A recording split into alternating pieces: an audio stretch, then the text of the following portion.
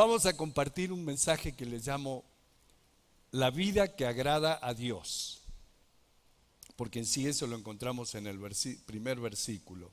Pero está en 1 Tesalonicenses capítulo 4. Y hoy nos vamos a enfocar en los primeros 12 versículos.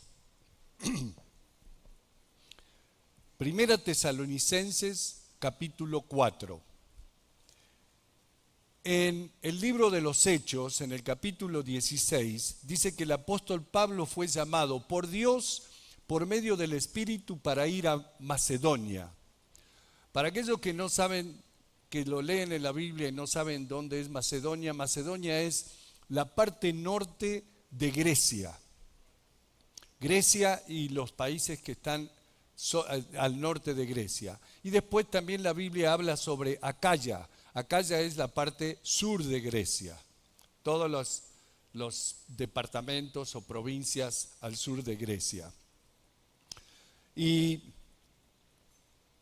tuvo una visión, Pablo, donde un hombre de Macedonia le decía: pasa a Macedonia y ayúdanos. Bueno, tuvo un llamado conmovedor de parte de Dios, y qué bueno, porque estoy seguro que una vez que llegó a Macedonia y experimentó las tremendas adversidades que experimentó, Pablo podría perfectamente haber cuestionado a Dios. Señor, ¿realmente me llamaste a venir aquí? Su primera parada fue Filipos, donde lo arrestaron, lo golpearon, fue mandado al calabozo y luego echado de la ciudad. De ahí se fue a Tesalónica, donde después de 3 días de reposo en la sinagoga, casi toda la ciudad se reunió para escucharlo, para escuchar su mensaje, pero llegaron los judíos llenos de envidia y de odio que lo querían atrapar, y nuevamente Pablo tuvo que dejar la ciudad para evitar un arresto. Lo siguieron para arrestarlo hasta la casa de un tal Jasón, donde Pablo se hospedaba, pero cuando llegaron él ya había escapado. Ahora, habiendo estado tan poco tiempo allí en Tesalónica, lo siguieron hasta Berea para atraparlo en Berea. Entonces Pablo dejó a Timoteo y a Silas allí mientras él se iba a Atenas para calmar un poco las cosas. Cuando Timoteo y Silas fortalecieron a los hermanos en Berea, se reunieron nuevamente con Pablo en Atenas. Pero el corazón de Pablo estaba con los hermanos de Tesalónica, con los que había estado muy poco tiempo para ministrar. Solamente había estado con ellos 3 días de reposo. Los días de reposo son los días sábados. O sea que solamente había estado con ellos 3 semanas enseñando. Así que el corazón de Pablo estaba muy preocupado pensando en ellos. Entonces envió a Timoteo de regreso a Tesalónica y él se fue a Corinto y comenzó un ministerio en Corinto. Luego Timoteo se reunió con Pablo en Corinto y le reportó la condición de la iglesia en Tesalónica. Bueno, básicamente las cosas estaban yendo bien en Tesalónica, pero surgieron unos problemas y algunas preguntas. Así que Pablo inmediatamente les escribió esta carta para alentarlos en la fe. Al llegar al capítulo 4 de 1 Tesalónica, tenemos un cambio definitivo en la división del libro, porque en el capítulo 4 Pablo comienza la exhortación. Hasta este momento, los primeros 3 capítulos, es algo así como apologético. En los primeros 3 capítulos Pablo defiende su posición como apóstol, pero ahora comienza a exhortarlos, a enseñarles, a animarlos, a alentarlos, y lo vemos en el primer versículo. Así que leamos el primer versículo. Primera Tesalonicenses capítulo 4, versículo 1. Por lo demás, hermanos, os rogamos y exhortamos en el Señor Jesús que de la manera que aprendisteis de nosotros, como os conviene conduciros y agradar a Dios, así abundéis más y más. Como ya se los he mencionado, yo estoy sumamente asombrado de todo lo que Pablo fue capaz de enseñarles en tan poco tiempo, tantas instrucciones, en tantas áreas de doctrina, que solamente había estado con ellos menos de un mes, y aún así los estableció en la sana doctrina. Fíjense, Pablo les dice: les rogamos y animamos en el nombre del Señor Jesús que sigan progresando cada día más en la manera de comportarse que aprendieron de nosotros para agradar a Dios. Dice, les conviene. Hermanos, el deseo básico de cada uno de nosotros debe ser agradar a Dios. Esa es la clave de la vida cristiana. La persona que está alejada de Dios vive para agradarse a sí mismo. La persona que está en Jesús vive para agradar a Dios. La persona que vive para agradarse a sí mismo muy raramente se complace, pero el que vive para agradar a Dios encuentra verdadera satisfacción, encuentra verdadera paz. El hombre que solo vive para satisfacer sus necesidades, solo recibe eso y a veces ni siquiera eso. He conocido gente que trabajan como locos toda su vida, privándose de tomar tiempo para disfrutar de su familia, de sus esposas, esposos, de sus hijos, de sus amistades, por tener una mejor posición económica y asegurar su vejez. Pero ¿saben una cosa? Algunos ni siquiera llegan a la vejez porque por ese empeño, ese estrés por superarse, pone tanta presión en ellos que ni siquiera llegan a la edad de disfrutarlo. Y creo que la vida debemos disfrutarla a cada momento. ¿Saben por qué? Porque cada momento tiene su tiempo para disfrutar.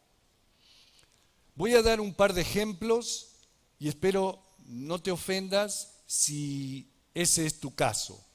Porque al decir esto no estoy pensando en nadie en especial, sino estoy pensando en todos en general. Veo muchas parejitas que se casan muy jovencitas, 20, 21, 22 años, y lo primero que hacen es quedar embarazados.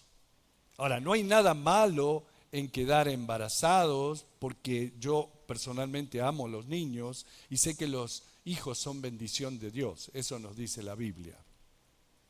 Pero cuando te casas enamorado de la mujer o el hombre que Dios te ha dado, disfruta de él, disfruta de ella. Disfruten solo por un tiempo.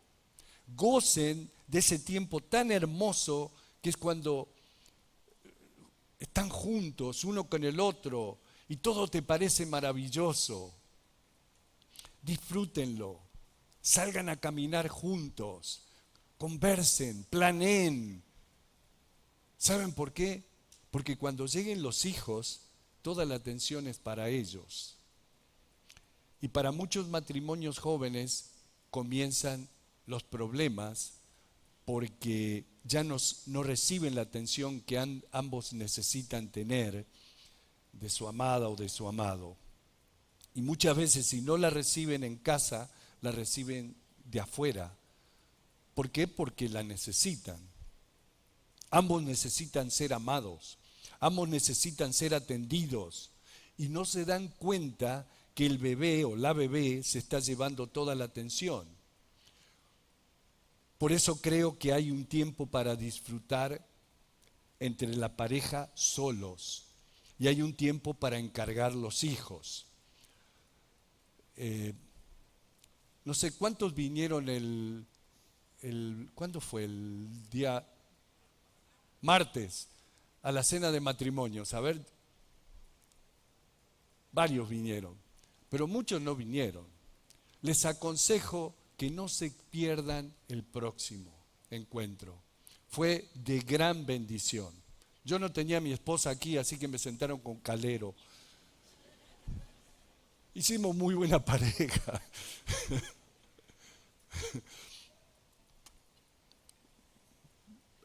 Van a tener una reunión una vez al mes.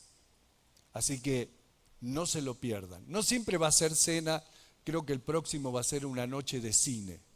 Van a alquilar un cine y van a ir todos al cine a ver una película. Así que no se lo pierdan. Muchos buenos testimonios de hermanos. Había una pareja que cumplieron 54 años de matrimonio. Fue hermoso. Otro error que se comete muy a menudo en la juventud es poner todo el enfoque en hacer dinero para comprar la casa o el auto o para la educación de los hijos o para asegurar su vejez. Y con esto no quiero decir que está mal que planeen y piensen en el futuro, pero no vivan para eso solamente sin pensar en el hoy, gozando el hoy con los que tienes alrededor, porque el tiempo pasa y cuando te quieres acordar, los que tienes a tu alrededor ya crecieron y se fueron y no disfrutaste de ellos cuando los tenías contigo, y me estoy refiriendo a los hijos. O estabas tan ocupado trabajando que no te diste cuenta que tu esposa pasaba mucho tiempo sola, esperándote para que pases tiempo con ella, para que salgan juntos o simplemente para conversar. Todos sabemos que a las mujeres les gusta conversar, mucho más que a nosotros los hombres. Bueno, ten paciencia, dale, satisfácela, ven del trabajo y en vez de agarrar la tele o el teléfono, ponte a conversar con ella, dale tiempo. Porque cuando te diste cuenta, ya es tarde, porque como tú no conversabas con ella, no le dabas tiempo a ella, ella ahora disfruta más estar sola que contigo. O en otros casos, disfruta más estar con otro. El vivir así es para la gente del mundo. Nosotros los cristianos debemos ser sabios, confiar más en Dios, no vivir desesperados pensando en el futuro sin disfrutar el hoy. Vayan conmigo a San Mateo capítulo 6. San Mateo capítulo 6 y vamos a leer del versículo 24 al versículo 31. Y es Jesús hablando. Y déjenme orar primero. Padre, gracias por tu amor, gracias por tu espíritu, gracias por estos hermanos que están aquí, que han venido esta noche a escuchar tu palabra, a aprender de ti, a crecer. Gracias por Cristo Jesús, que vino a entregar su vida por nosotros. Y Señor, si hay alguien aquí que ha venido esta noche que todavía no ha hecho su confesión de fe, de aceptar a Cristo Jesús, Padre, que hoy sea el día, que no está aquí por casualidad, sino que ha venido porque tú lo trajiste a que diga sí a Jesús. En Cristo Jesús te lo pedimos. Ya estamos en San Mateo capítulo 6. Amén. Jesús dijo, ninguno puede servir a dos señores porque aborrecerá al uno y amará al otro, o estimará al uno y menospreciará al otro. No podéis servir a Dios y a las riquezas, por tanto os digo, no os afanéis por vuestra vida, que habéis de comer o que habéis de beber, ni por vuestro cuerpo que habéis de vestir. Hermanas, ¿escucharon eso, no?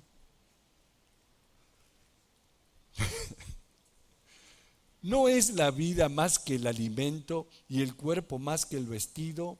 Mirad las aves del cielo que no siembran, ni siegan, ni recogen en graneros, y vuestro Padre Celestial las alimenta. ¿No valéis vosotros mucho más que ellas? ¿Y quién de vosotros podrá, por mucho que se afane, añadir a su estatura un codo? Y por el vestido, ¿por qué os afanáis? Considerad los lirios del campo, cómo crecen, no trabajan ni hilan, pero os digo que ni aun Salomón, con toda su gloria, se vistió así como uno de ellos. Y si la hierba del campo, que hoy es y mañana se echa en el horno, Dios la viste así, ¿no hará mucho más a vosotros, hombres de poca fe? No se afanen, no os afanéis, pues diciendo, ¿qué comeremos, o qué beberemos, o qué vestiremos? Porque los gentiles buscan todas estas cosas, pero vuestro Padre Celestial sabe que tenéis necesidad de todas estas cosas. Mas buscad primeramente el reino de Dios y su justicia, y todas estas cosas os serán añadidas. Así que no os afanéis por el día de mañana, porque el día de mañana traerá su afán. Basta a cada día su propio mal. Regresando a nuestro texto, Primera Tesalonicenses capítulo 4, Pablo dice que de la manera que aprendisteis de nosotros, cómo os conviene conduciros y agradar a Dios, así abundéis más y más. Hermanos, creo que uno de los placeres más mayores en la vida es saber que has hecho lo que le agrada al Padre. El poder decir, hoy caminé en la voluntad de Dios. ¿No te hace sentir bien cuando sabes que estás caminando en la voluntad de Dios? Jesús mismo dijo, yo hago siempre lo que agrada al Padre. Y así deberíamos vivir nosotros, para agradar a Dios. Versículo 2. Porque ya sabéis qué instrucciones os dimos por el Señor Jesús, pues la voluntad de Dios es vuestra santificación. ¿Cuál es la voluntad de Dios? Nuestra santificación, que se aparten de fornicación, que os apartéis de fornicación. Ahora, si les dice que se aparten de la fornicación y se mantengan limpios, es porque Pablo sabía que los hermanos tesalonicenses estaban de alguna manera practicando o permitiendo la fornicación en la iglesia. Ahora, ¿qué significa la palabra fornicación? Fornicación es sexo fuera del matrimonio. Y para los cristianos, cualquier tipo de sexo fuera del matrimonio es pecado. Ahora, Dios nos ha bendecido con el deseo sexual, pero para que lo disfrutemos solamente con nuestras esposas o las esposas con los esposos, y también para procrear. Y la Biblia nos enseña que debemos abstenernos de la fornicación. Saben, en el libro de los Hechos, en el capítulo 15, cuando la iglesia en el comienzo se reunió para determinar qué relación debían tener los creyentes no judíos, los creyentes gentiles con la ley, Pedro dijo, yo sugiero que no pongamos carga sobre ellos porque ni siquiera nosotros o nuestros padres fueron capaces de sobrellevarlas. Ahí se levantó Pablo y testificó de los milagros que se estaban manifestando por la gracia de Dios entre los no judíos. Entonces, el líder en ese tiempo, Santiago, se levantó y dijo, no pongamos mayor carga de la que ya han recibido. Entonces, aléjense de las cosas que son estranguladas y de la fornicación, y si hacen esto, hacen bien. Dios los bendiga. O sea que ellos no tenían, que los nuevos creyentes no tenían que obedecer las 613 leyes que tenían que obedecer los judíos, obviamente los 10 mandamientos, pero de las leyes de los judíos, no comer animales sin desangrar o sea, no coman sangre y abstenerse de la fornicación. Ahora, ¿por qué pasaba eso? La cultura griega y la romana era una cultura en la que la fornicación era una práctica muy común. Estamos hablando en tiempos de Jesús. En esa sociedad pagana, mucha gente, o sea, mucha de la adoración de sus dioses, dioses paganos obviamente, involucraba fornicación. Y muchos de los ritos espirituales en sus templos eran fornicación. En Grecia tenían un templo a Afrodita que tenían 1000 prostitutas, que los hombres iban al templo a tener sexo con esas prostitutas. Por eso Pablo está exhortándolos a vivir una vida pura, una vida santificada, una vida apartada para Dios, a guardarse de las prácticas comunes de la fornicación. De manera que la exhortación de Pablo a los tesalonicenses también es importante, es una exhortación importante en nuestros días. ¿Por qué? Porque los cristianos somos diferentes a la gente del mundo y no debemos vivir para agradar a nuestra carne. Debemos vivir para agradar a Dios.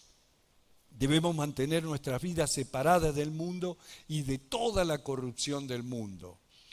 ¿Para qué? Para poder vivir una vida que sea agradable al Señor. ¿Saben? Pablo en Gálatas 5 menciona la fornicación como parte de las obras de la carne. Y al final de la lista de las obras de la carne dice algo muy importante a lo que debemos prestarle mucha atención.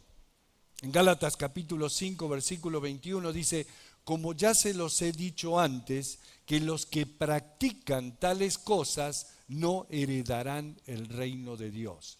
¿Qué significa los que practican? Los que tienen sexo fuera del matrimonio y lo disfrutan, ese es practicar. Una cosa es cometer un error, caer en la tentación, pero inmediatamente darte cuenta y pedirle perdón a Dios, y Dios te perdona. Otra cosa es la práctica del pecado. Pero cuando lo haces premeditadamente, es pecado. Aquí Pablo dice: pues la voluntad de Dios es vuestra santificación, que se aparten de fornicación. Ahora, también hay una palabra aquí que creo que es bueno identificar. Santificar. Santificar significa separar o apartar para un propósito. ¿Ok? Apartar nuestro cuerpo para mantenerlo limpio, sano. Versículo 4 dice: que cada uno de vosotros sepa tener su propia esposa en santidad y honor. Hermanitos queridos míos, esposos, presten atención a esto. No en pasión de concupiscencia, de degeneración, querer hacer cosas que no se deben, como los gentiles que no conocen a Dios. La gente que no conoce a Dios trata de hacer cosas que no se deben. ¿Por qué? Porque hay una gran diferencia entre nosotros y el mundo a nuestro alrededor. Y así debe ser. Nosotros debemos ser diferentes a ellos. Ustedes ven las celebridades, los artistas, conocen una novia, una persona, se casan, se enamorados, a los 2 años se cansan, ¡pum!, se separan y consiguen otro y lo mismo. Y es un ciclo que cumplen. Cuando te das cuenta ya están casados 5 o 6 veces, cambiaron de matrimonio. Bueno, creo que la palabra de Dios en eso es muy claro para nosotros. Amén. Yo quería escuchar un amén más efusivo.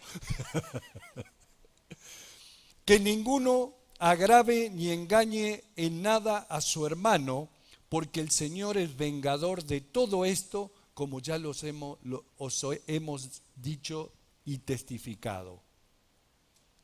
Qué enseñanza tan maravillosa para la iglesia de hoy en día. Pablo dice: recuerden que yo les hablé acerca de esto, yo les di testimonio de esto. Sean honestos y justos, rectos en su trato con los hermanos. ¿Qué significa esto? Que no debemos defraudar a nuestros hermanos cristianos. A mí me da mucha alegría cuando veo a los hermanos que progresan, tienen sus propios negocios y son honestos, son rectos con los demás hermanos. Pero me da mucha tristeza por algunos que profesan ser cristianos y se aprovechan de los demás hermanos. Ustedes saben los dolores de cabeza que nos causa tener que llevar el auto al mecánico, porque hay muchas prácticas corruptas en ese oficio y también en los vendedores de autos. Así que si encuentras un mecánico cristiano, ¡wow!, te emocionas y dices, por fin puedo confiar en un mecánico. Y deberíamos poder hacerlo. Y no solo en eso, sino en cualquier negocio. Pablo aquí está advirtiendo a los hermanos cristianos: no defrauden, no engañen, sean rectos, sean honestos. Yo les dije esto cuando estuve allí, les previne que van a pagar las consecuencias porque Dios es el vengador. Fíjense de la manera que lo pone. Y creo que eso es un problema en nuestra sociedad. Hemos fallado en tomar en consideración que hay un día de ajuste de cuentas que vendrá, que hay un día de juicio que vendrá. Vemos muchas injusticias hoy en día en nuestra sociedad. Ustedes han visto en algunos de nuestros países gobernantes cambiando leyes fundamentales para nosotros, sin saber que un día ellos mismos van a pararse delante de Dios y responder ante Dios, ante Él. Yo vivo en Estados Unidos, en el estado de California. La Corte Suprema de los Estados Unidos prohibió el aborto. Desde el año 72 hasta hace 3 años atrás, el aborto era permitido legalmente en todo el país. El presidente Trump cambió la Corte Suprema y la Corte Suprema, obviamente conservadora, quitó esa ley del aborto y hoy el aborto en Estados Unidos está prohibido. Pero hay estados, como el estado de California, que continúa permitiendo el aborto. No solo eso, está invitando a mujeres de otros estados que vengan a California a abortar gratis. ¿Se imaginan? Y hemos votado en contra de eso. Bueno, millones y millones y millones de bebés son muertos anualmente. Leí una estadística que del año 72 al año 2002 abortaron 38 millones legalmente, 38 millones de bebés. Y en ese periodo de tiempo, hoy nacieron 40 millones. O sea que hubiesen sido 82 millones, así, ¿no? 78 millones, pero la mitad fue muerta ¿cómo Dios va a ver eso? ¿Cómo Dios va a juzgar el vengador, dice Pablo, ¿no? Así que no defrauden a tu hermano, dice, porque Dios te va a juzgar. Dios es el vengador de todo lo que hacemos. Y se nos advierte del juicio que vendrá. Pues no, versículo 7, no nos ha llamado Dios a inmundicia, sino a santificación. Dios nos ha llamado a una vida santa, pura, viviendo en toda justicia, pureza, santidad. Así que el que desecha esto, no desecha a hombre. Pablo se está lavando las manos, dice, hey, esto no lo estoy diciendo yo, sino Dios que también nos dio su Espíritu Santo. Y es interesante porque como pastor, cuando como pastor hablas y comienzas a enfatizar el vivir una vida santa y cosas de esa naturaleza, muchos se molestan con nosotros. Quizás algunos de ustedes estarán diciendo, ¿qué viene a hacer este viejito cabeza de cebolla? A decirnos cómo debemos vivir. Hey, no soy yo. Yo no hice las reglas. Nosotros no hicimos las reglas. No fuimos llamados a hacer las reglas. Fuimos llamados a declarar las reglas que Dios ha hecho. Ahora, si tienen algún problema, lo tienen con Dios, ¿ok? No conmigo. Él es quien nos da su Espíritu Santo. ¿Y cuál es el propósito del Espíritu Santo? Conformándonos a la imagen de Jesús. En Hechos capítulo 1, en el versículo 8, Jesús dijo, y recibiréis poder cuando venga sobre ustedes el Espíritu Santo y me seréis testigos. Así que tenemos el poder para alcanzar el ideal. Podemos alcanzar el ideal. Podemos caminar en santidad, pureza, como Dios nos ha requerido que caminemos. Y Dios, con el poder del Espíritu Santo, nos eleva a un nivel superior de vida más cercana del ideal. Así que el Evangelio eleva al hombre al nivel que Dios quiere que el hombre viva. Dios no nos llamó a lo impuro, nos llamó a la santidad y nos ha dado el Espíritu Santo, Pablo dice, versículo 9. Pero acerca del amor fraternal, no tenéis necesidad de que os escriba. O sea, ellos eran amorosos. En el primer capítulo Pablo le dice que ellos tenían tal amor, acordándonos sin cesar delante del Dios y Padre nuestro de la obra de vuestra fe, del trabajo de vuestro amor y de vuestra constancia en la esperanza de nuestro Señor Cristo Jesús. O sea que su amor era conocido. El amor era una marca de la iglesia de Tesalónica. Todos ya lo sabían. Pablo dice, pero acerca del amor fraternal no tenéis necesidad de que os escriba, porque vosotros mismos habéis aprendido de Dios que os améis unos a otros. Versículo 10. Y también lo hacéis así con todos los hermanos que están por toda Macedonia. O sea que todo el norte de Grecia sabía que ellos eran amorosos. Pero os rogamos, hermanos, que abundéis en ello más y más. En otras palabras, aumenten ese amor, a pesar que ustedes tienen una gran reputación de tener amor y demás. Los animo a que continúen creciendo en ese amor. Y Jesús dijo, San Juan capítulo 13, en esto conocerán todos que son mis discípulos si tuvieren amor los unos con los otros. Hermanos, la verdadera marca del cuerpo de Cristo es la del gran amor de unos por otros. De la manera que el amor en el cuerpo de Cristo, primeramente es una señal al mundo que realmente somos discípulos de Jesús. Pero también se vuelve una señal personal para cada uno de nosotros que hemos pasado de muerte a vida por el amor que tenemos por los hermanos.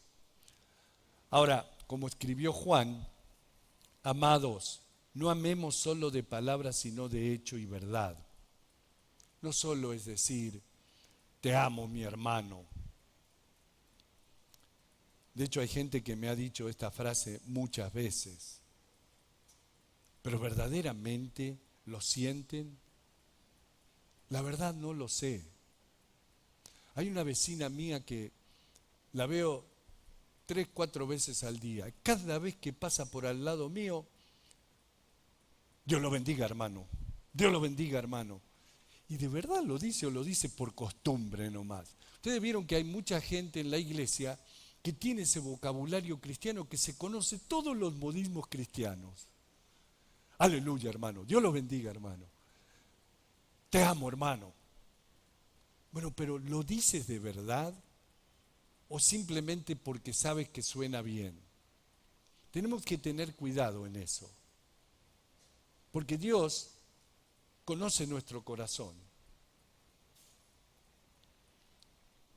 No es lo que yo digo, sino lo que Dios está viendo, observando en mí. Esta semana, con los muchachos del discipulado, hemos estado compartiendo Primera de Juan. Primera de Juan es maravilloso porque habla tanto sobre el amor de Dios. Juan dice, no amemos en palabras, sino en hechos y en verdad. Pero Dios nos enseña que nos amemos unos a otros con amor fraternal. Y también lo hacéis así con todos los hermanos que están por toda Macedonia, pero os rogamos, hermanos, que abundéis en ello más y más, y que procuréis tener tranquilidad. Otro consejo maravilloso. Esto significa tener una vida tranquila. Ustedes saben que hay gente, incluso en la iglesia, que para ellos todas las cosas son una crisis. Y viven de una crisis a la siguiente. Ay, hermano, ayúdeme a orar por esto. Ay, hermano, y van con otro hermano y también, o una hermana y a orar con la otra hermana. Pablo dice, procuren vivir una vida tranquila. Y saben una cosa, eso se logra viviendo una vida simple. Necesitamos aprender a vivir una vida simple, una vida tranquila. Y ocuparos en vuestros negocios y trabajar con vuestras manos de la manera que os he mandado. Fíjense lo que está diciendo, que trabajen con vuestras manos de la manera que os he mandado. ¿Por qué dice esto? Porque evidentemente había algunos problemas en la iglesia en Tesalónica de algunos hermanos vagonetas que sacaban ventaja de la cuestión del amor. Sabían que los hermanos de Tesalónica eran amorosos y estos venían y decían, se supone que debemos amarnos unos a otros, entonces ámenme, hermanos, paguen mi renta, denme para la comida. Realmente no querían trabajar, solo querían disfrutar todo el tiempo y ser mantenidos por la iglesia. Es más, Pablo en su segunda carta habla acerca de estas personas un poco más fuerte.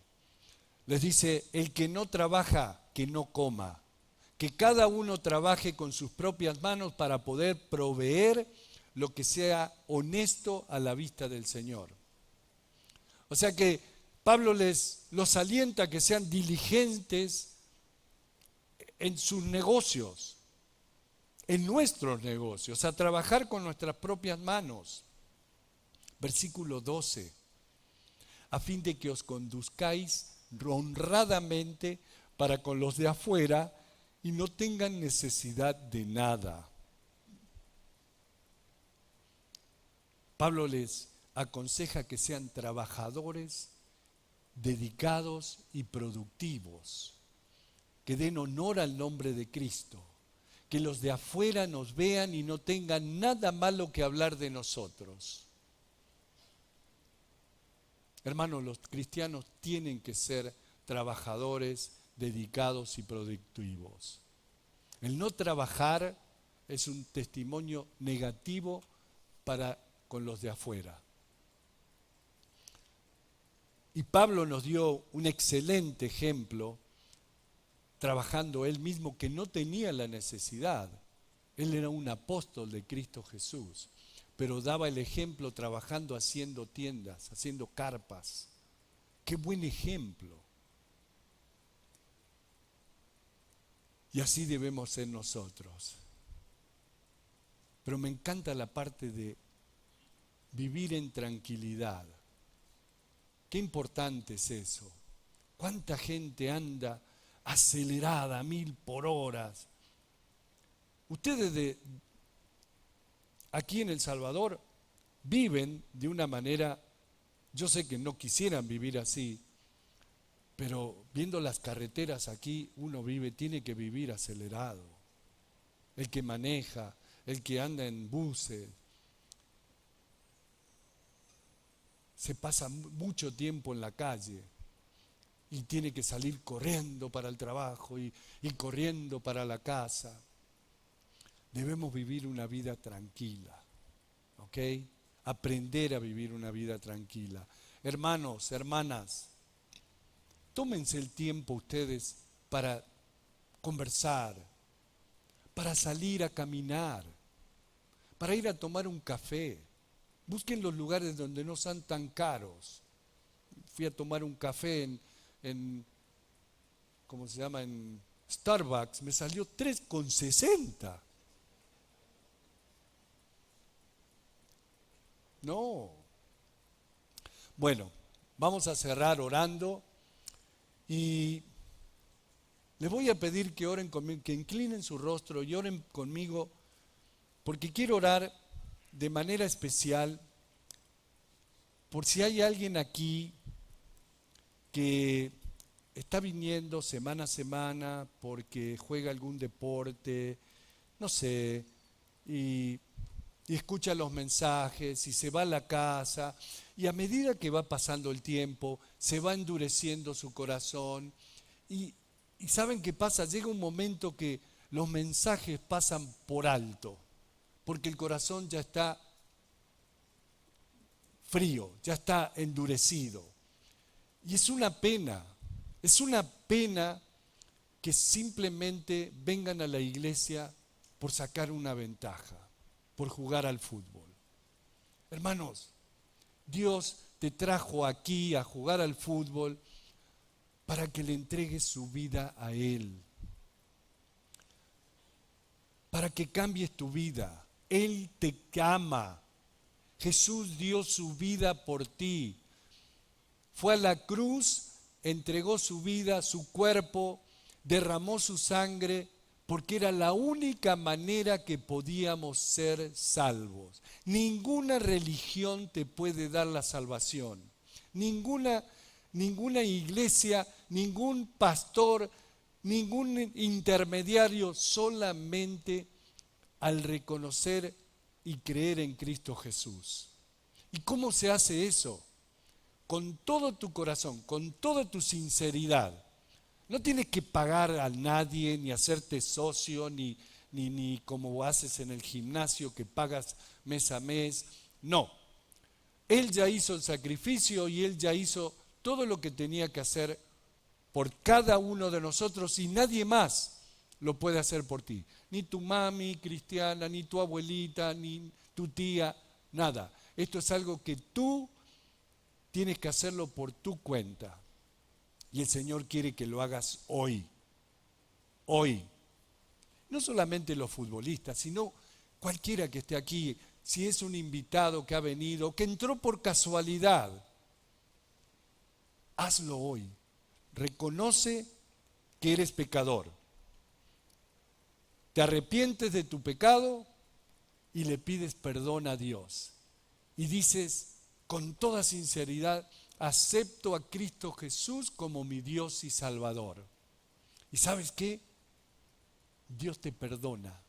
Dios te perdona tus pecados y tienes la promesa de la vida eterna. No solo eso, te da el Espíritu Santo que va a vivir dentro de ti y va a cambiar tu vida. completamente. Cambia los deseos de tu corazón y disfruta ser cristiano. No es que es una carga, lo disfrutas, lo vives, te emocionas.